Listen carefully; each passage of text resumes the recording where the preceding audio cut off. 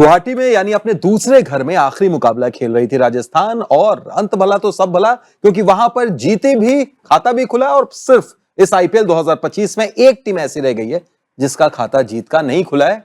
हो सकता है वो भी कल खुल जाए। जी, मुंबई इंडियंस। फिलहाल स्वागत है आपका ESPN cricket info T20 time out Hindi में, और हमारे साथ इस मैच का रिव्यू करने के लिए मौजूद हैं चेतेश्वर पुजारा। बहुत बहुत स्वागत पूजी। थैंक यू पूजी, सीएसके मतलब ऐसा लगता है कि जब ये टीम खेलती है तो भाई कुछ भी गड़बड़ होता है उसको जोड़ देते हैं, लेकिन इस बार इस सीजन में मैं शायद आपसे ये पूछूंगा कि जब कुछ गड़बड़ हुआ नहीं था तो उन्होंने तोड़ा क्यों?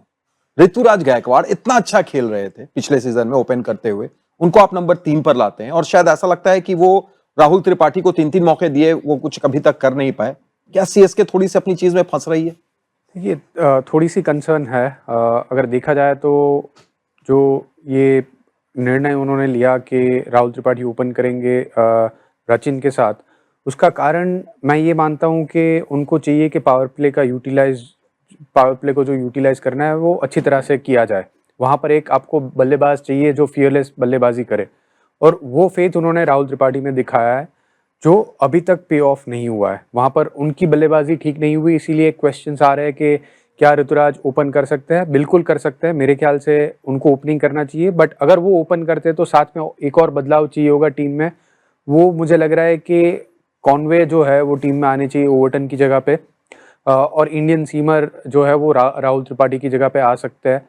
तो वहाँ पर थोड़ा सा बदलाव की मुझे ज़रूरत लग रही है। और फिर देखिए, कॉनवे और ऋतुराज वो जो जोड़ी है ओपनिंग की, वो बहुत अच्छा उन्होंने किया है पास्ट में आईपीएल में।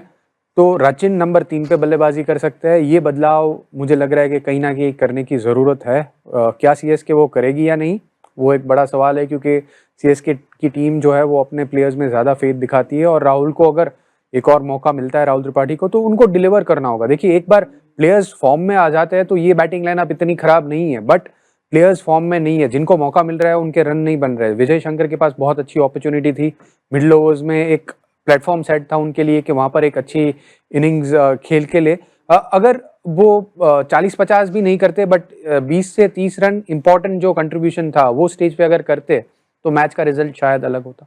बिल्कुल। चलिए, ये तो बात चेन्नई की हो गई। अब अगर एक खिलाड़ी की हम बात करें जिसने पूरे तरीके से इस मैच में अपनी छाप छोड़ दी, नीतीश राणा।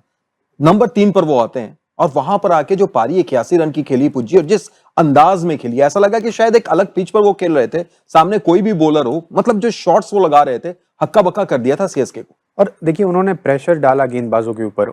नीतीश इसी तरह से बल्लेबाजी करते हैं। टीम मैनेजमेंट ने उनके ऊपर फेथ दिखाया, और उसी की वजह से उनको 3 नंबर पे आगे बल्लेबाजी का मौका मिला। और एक पहला विकेट जल्दी गिर जाने के बाद भी जब वो आए तो उन्होंने अपनी बल्लेबाजी में कहीं ऐसी एक क्लैरिटी थी, कहीं पर ऐसा नहीं लगा कि मुझे क्या डिफेंसिव थोड़ा खेलना है या अटैक करना है या नहीं करना है।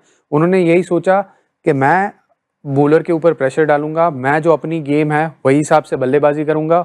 और जो शॉट्स उन्होंने खेले, अपर कट बहुत अच्छा खेला, पुल शॉट अच्छा खेला, तो पावर प्ले को जो यूटिलाइज करना चाहिए था वो बहुत ही अच्छी तरह से किया।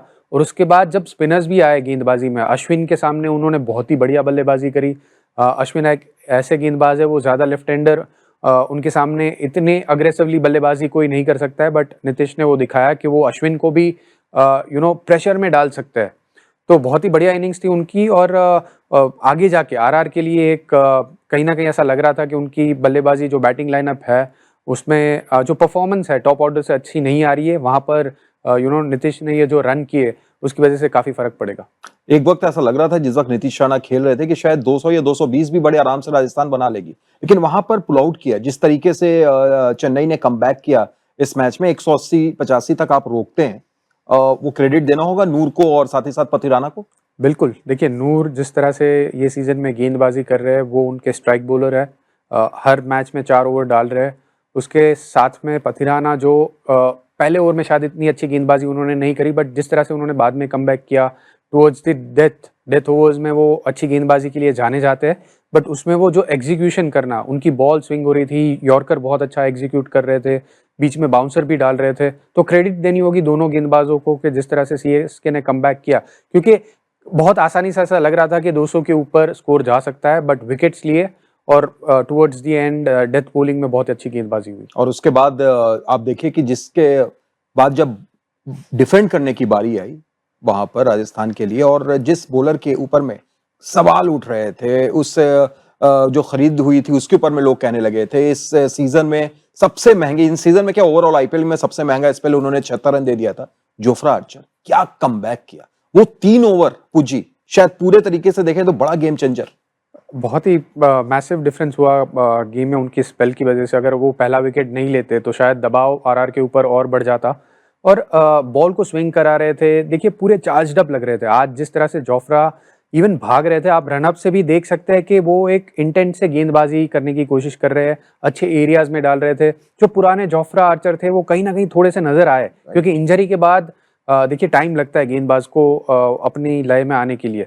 पर पहले 2 मैच में लय में नहीं दिखे, बट ये मैच में जिस तरह से उन्होंने गेंदबाजी करी, उनका कॉन्फिडेंस काफ़ी अच्छा हो गया होगा। और उसके साथ में आरआर टीम का जो उनमें फेथ उन्होंने जो दिखाया है, तो वो उन्होंने आज करके दिखाया। लेकिन 4 ओवर उन्होंने किया नहीं, ये थोड़ा सा आपको भी हैरान कर गया आखिरी ओवर? सरप्राइजिंग था, बट देखिए रिजल्ट आरआर की फेवर में आया तो ये माना जा सकता है कि it was a good call, क्योंकि संदीप जो यॉर्कर्स बहुत अच्छा एग्जीक्यूट करते हैं, और जोफ्रा के ऊपर वो दबाव नहीं डालना चाहते थे शायद, क्योंकि उनके पास थोड़ी ज़्यादा पेस है, और अगर वो पेस में आप अच्छी तरह से एग्जीक्यूट नहीं कर पाते हैं तो कहीं ना कहीं बल्लेबाज के लिए थोड़ी आसानी हो जाती है। बट संदीप जो अपने यॉर्कर्स और वेरिएशन के लिए जाने जाते हैं, बहुत ही काम रहे अंडर प्रेशर, बहुत ही बढ़िया गेंदबाजी करी, अच्छे यॉर्कर्स एग्जीक्यूट किए, बीच में स्लोअर बाउंसर भी डाली, तो वो स्मार्ट गेंदबाज है, और उन्होंने जो अपना जो अनुभव है वो आज दिखाया। हसरंगा 4 विकेट, शायद वो 4 विकेट बहुत इंपॉर्टेंट, क्योंकि जिस अंदाज में शिवम दुबे खेल रहे थे,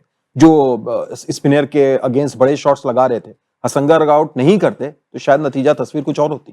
देखिए वहां पर मैं क्रेडिट रियान पराग को देना चाहूंगा, क्योंकि जिस तरह से वो कैच किया उसकी वजह से मैच पूरा थोड़ा सा आरआर की फेवर में ज्यादा आ गया।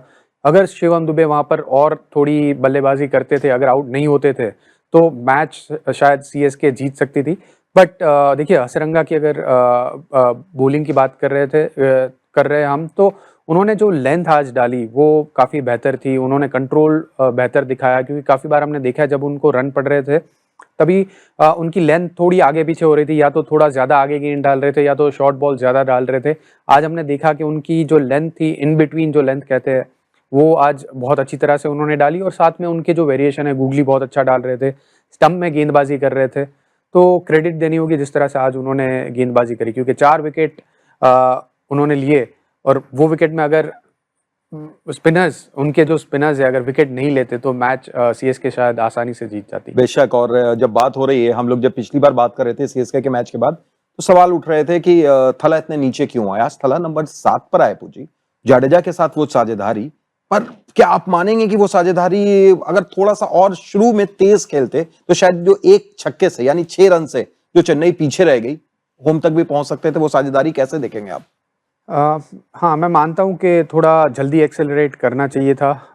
काफ़ी बार हम यहाँ से बैठ के ऐसा लगता है कि थोड़ा जल्दी एक्सेलरेट करते तो टीम के लिए अच्छा होता, बट सीएसके की जो स्ट्रेटेजी है पहले से ही यही आती आ रही है कि मैच को थोड़ा जितना आप डीप तक लेके जाए, तो जो ऑपोजिशन टीम के गेंदबाज है उनके ऊपर दबाव ज़्यादा बनता है। बट जैसे जैसे आईपीएल में गेंदबाज अभी एग्जीक्यूट कर रहे हैं, खास करके डेथ ओवर्स में, वहाँ पर अगर आप 15 रन से ज़्यादा आपको चाहिए एक ओवर में, तो उसका जो सक्सेस है वो कम हो रहा है।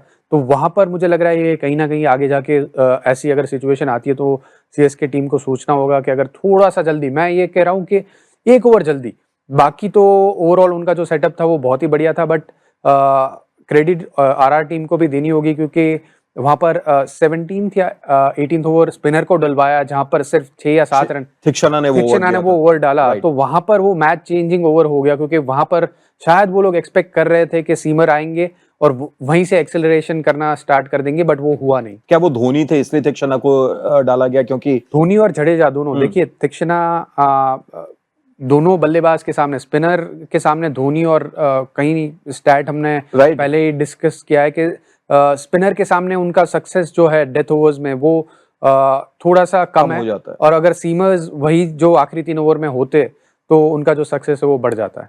चलिए अब देखते हैं किस तरीके से चेन्नई वापसी करती है। हालांकि इस टीम के बारे में हम सब जानते हैं कि कितनी काबिल और कैसे ये वापसी कर सकती है, और पहले किया भी है। जी उम्मीद कुछ ऐसा ही करेंगे। फिलहाल बहुत बहुत शुक्रिया जुड़ने के लिए। तो आप देख रहे थे ESPN cricket 4 T20 time out Hindi. इसी तरीके से आप हमारे साथ जुड़ते रहिए क्योंकि यहां क्रिकेट का सफर नहीं होता है खत्म।